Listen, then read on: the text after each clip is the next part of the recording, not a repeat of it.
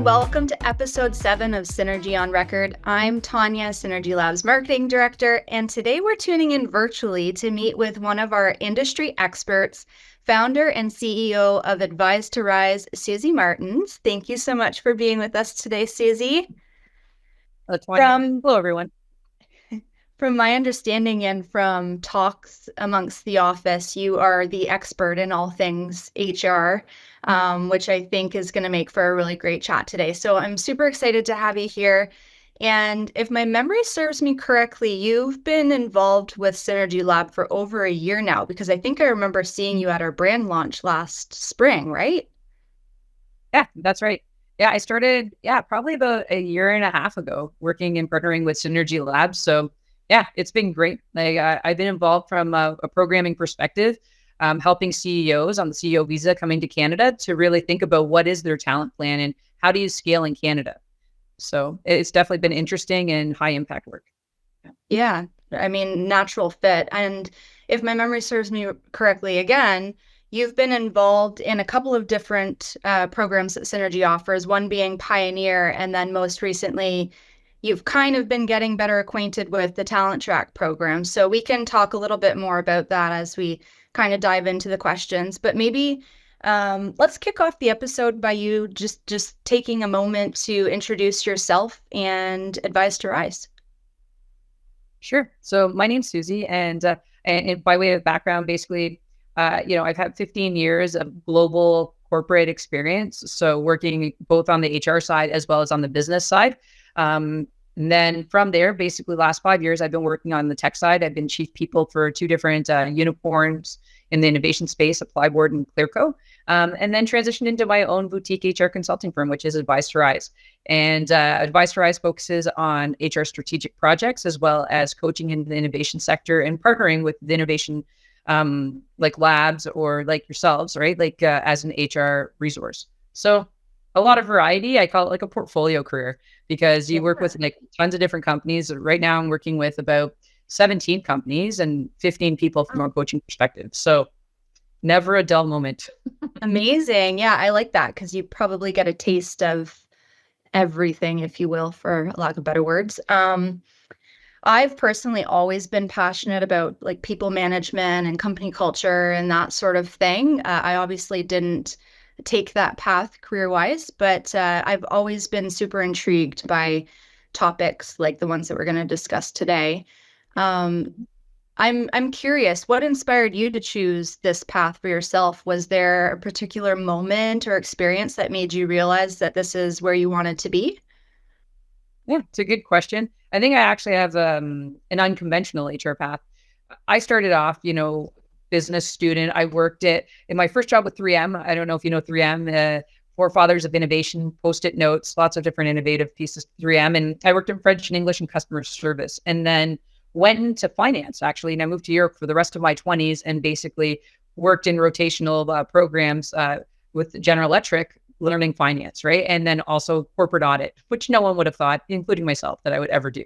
So when I did this, right, I was on the finance side and I saw it, and I don't know how much you know about General Electric, but they were known and I think are still known as a leadership development company, right? Like they, at the time, were about 400,000 employees strong. And they spent $1 billion a year in leadership and development, just developing their people globally. And it was awesome. And it became very clear to me that, the way things got done, it was the CEO, the CFO, and it was the head of HR. So if you look at processes like, 9-box grids, performance evaluations, all of those different cycles, a lot of those started with GE, right? Like they're the forefathers of a lot of these cycles. So when I saw all of that, I went from there and did my MBA, and I went to Manulife into another rotational program. And they said, what do you want to do? Internal audit? And I was like, no, please no. I was like, I actually am inspired to move into HR. I was like, because I've never worked in HR, and I just saw how meaningful it was and how it was all about the people mobilizing the business. So, and that kind of brought me in on a strategic side coming into HR. And I then kind of rotated both from an HR perspective as well as kind of operational leadership. So I've managed a lot of teams in my career. So managing probably teams up to like 1,000 people, like over the years, like, down to 2 people, right? So based on the strategy side as well as operations. So I think that really helps, like in the HR space, to have that experience, right? To actually deal with a lot of gymnastics as the leader because then you feel everything, right? Like when you make decisions, like the budget, the impact of the team, all of those things, as well as like the strategy overlay. Yeah. Right.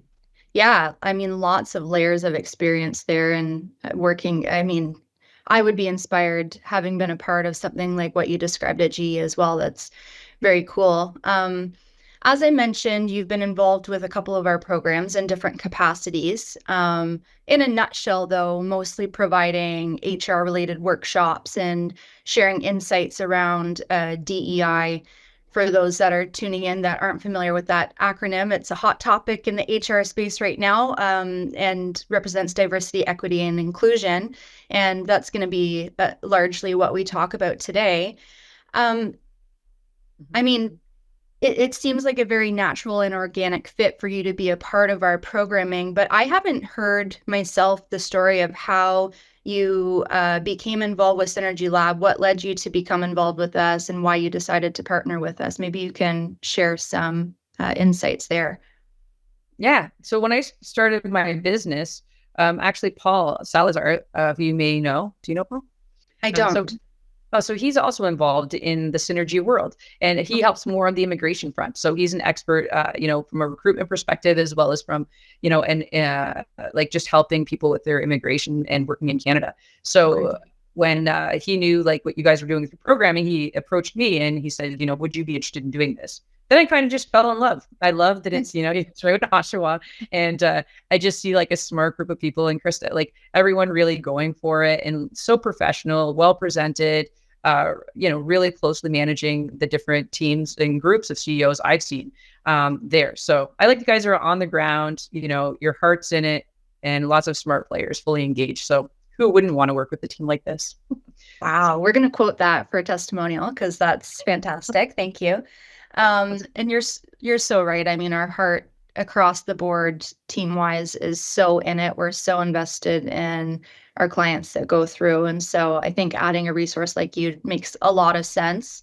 So, kind of circling back to the DEI component, in your opinion, why is diversity, equity, and inclusion important for Canadian employers, or why should it be if it isn't already a part of their practice? Yeah.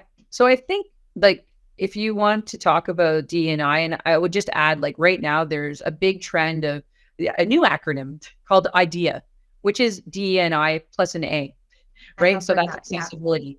So it's an interesting kind of move. And ultimately, when you think about diversity, inclusion, and belonging, right, or accessibility, it's about increasing your access to the best talent there is from a business perspective, right? There's also like diversity of thought, diversity of background, all of these different pieces. For me, this is table stakes, right? Like when you're starting a business, and then if we look at synergy, where you guys partner with companies to scale, like at the core, this has to be something you consider right at the beginning.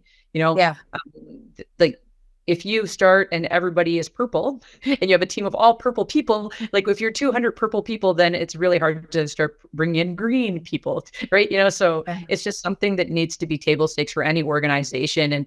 And I think, topics like inclusion and belonging, that's your culture, right? Like how do you actually operate? What do you stand for, right? How are people going to feel, and why would they want to be there and join that mission? So I think sometimes the error that's made is that people want to hire, this person that is the DE&I person, right? And have that person on the team. And myself as, head of HR, and even on the business side, I've always rejected this concept because I feel like it's everyone's, job. It's part of how the whole company works, right? To say that it's someone's responsibility. I think it's a great idea to bring in experts, though, because experts, can come and consult and help you understand and understand where your teams are at, and identify opportunities or, ways that you can be better, right, as a team. But I'm a big proponent of like everybody owns, like kind of, developing that environment. I love that. Yeah, I love that philosophy. And I think the same goes for many different departments. Like we're having this internal conversation right now about customer service and client success. And while I work in the marketing department, it is in some way, shape, or form my responsibility to also show our clients a level of customer service. So I think that that's a really great point. And I would imagine that, you know, that has a direct impact on retention too. Like who, especially in today's day and age, wants to be a part of a workplace or a company culture that doesn't have that as part of their mandate and part of their, you know, view of how their operations should go about day-to-day work. So I love that. So I just want to take a bit of a turn to take some time to focus on TalentTrack. Now, for those that are tuned in that aren't familiar with the program, Synergy Lab has partnered with Canadian employers who are experiencing labor shortages, currently specifically in the healthcare and trucking and logistics industries. And since we're here and on this topic, I might as well take a moment to make a bit of a plug. We are on the hunt for more employers that are experiencing those gaps in their talent that might be interested in hiring internationally. So if you're interested in that, feel free to have a conversation with us. We'd love to chat with you. But essentially, we partner with these employers that are on Canadian soil. We help them vet international talent with the proper credentials by tapping into our immigration network. And then we help with facilitating interviews. We put the clients through educational programming to help prepare them for the Canadian workplace. And then once the clients are through with the educational piece, they land in Canada and we help support them with relocation and settlement services. So just to make sure that they land and settle comfortably in their new community and are really ready to start with their new employer. And hiring internationally, there's obviously a level of importance when it comes to DE&I and HR, which is why we brought Susy on today. And Susy recently actually prepared a workshop from one of our partnering Canadian employers. I'm not sure if that workshop has come to fruition yet, but I know that you were working on putting the pieces together. I'm curious, because I haven't had eyes on it, what topics did that workshop cover and why did you include them?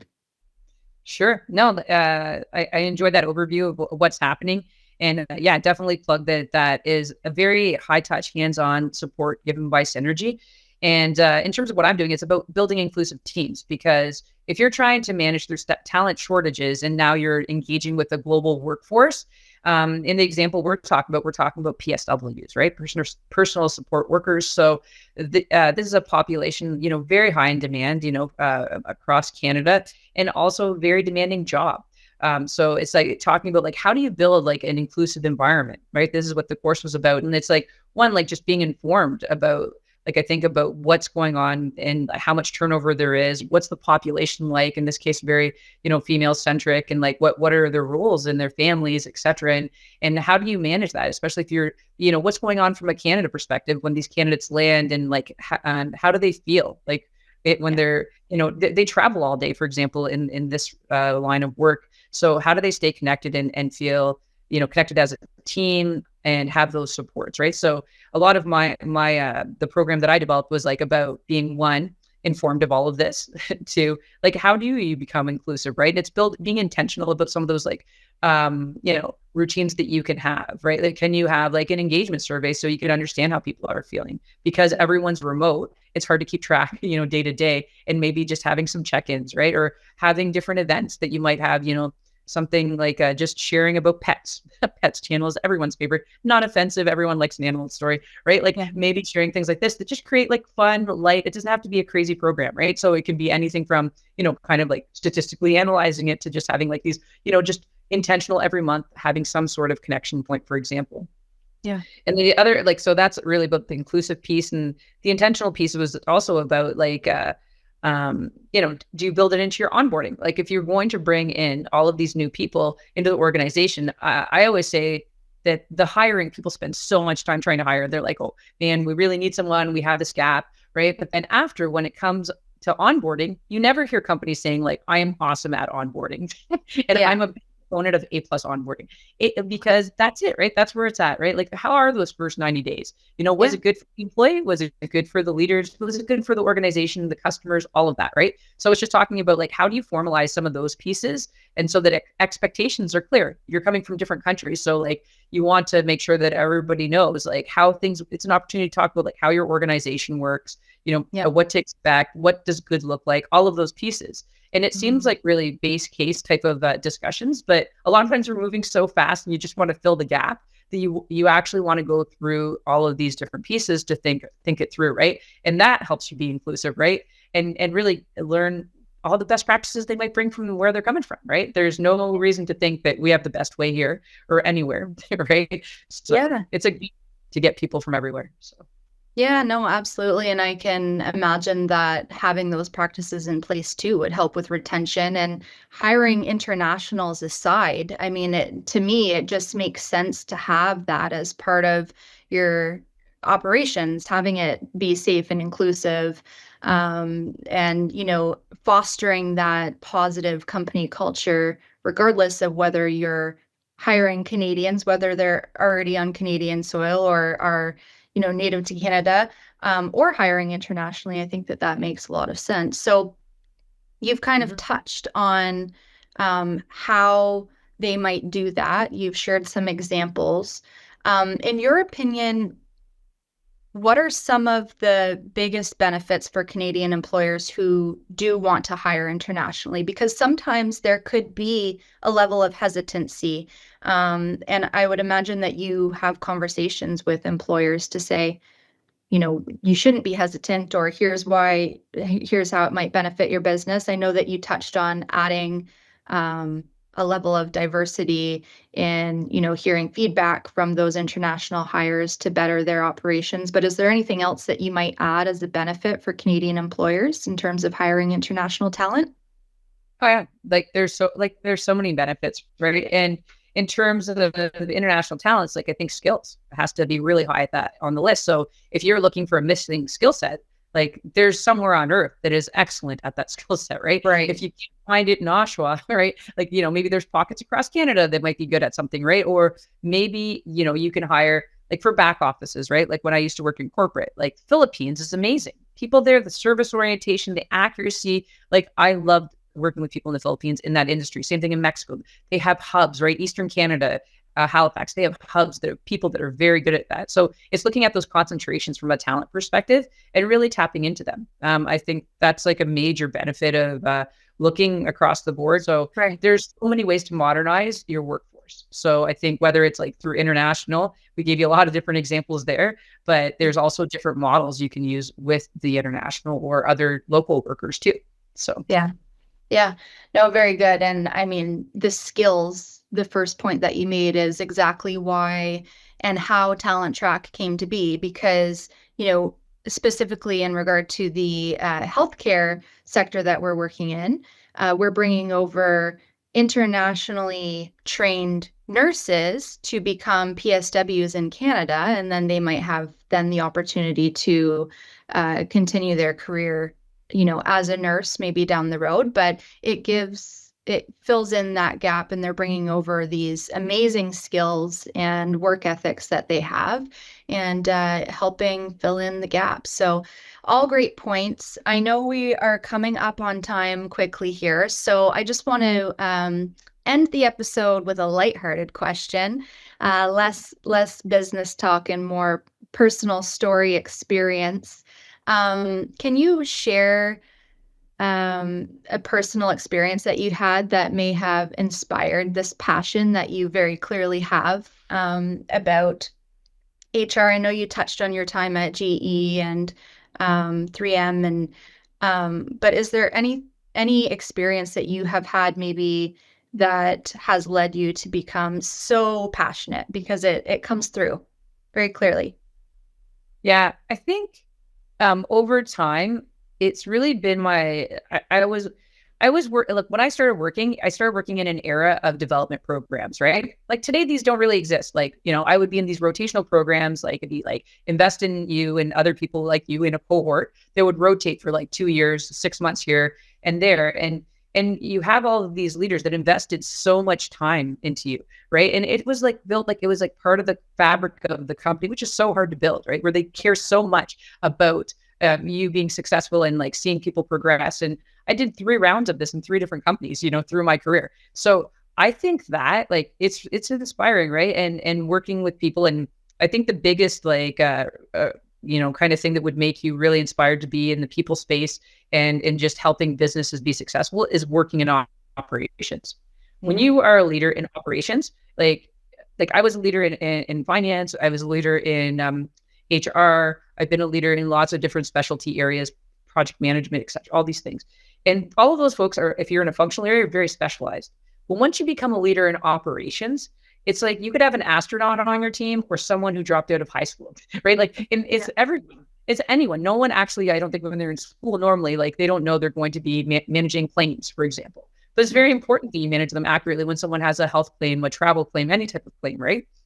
So you have to figure out like how do you work to motivate people, right? And you learn a lot from your peers, and it's very much team environments where you're always troubleshooting. You're like, what if you tried this? What if you tried that?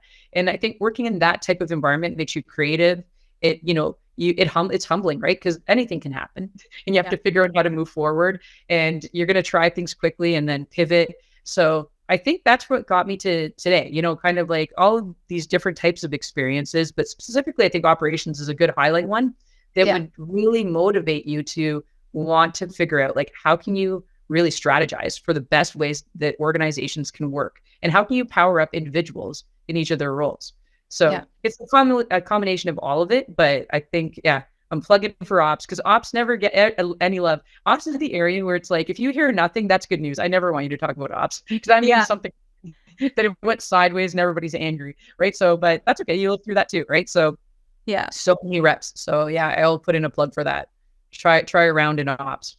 Very good. Yeah, well, we love our operations team. You know Christy very well, and the rest of her staff. They're amazing. So thank you for that, Susy, and thank you for taking time out of your day today to chat with me about all things HR and DEI and TalentTrack and hiring internationally. Very much so appreciated, and we value you and your partnership as an industry expert in our program. So thank you, and unless you have anything else to add, I will send everyone on their merry way. Until next time, we will see you soon.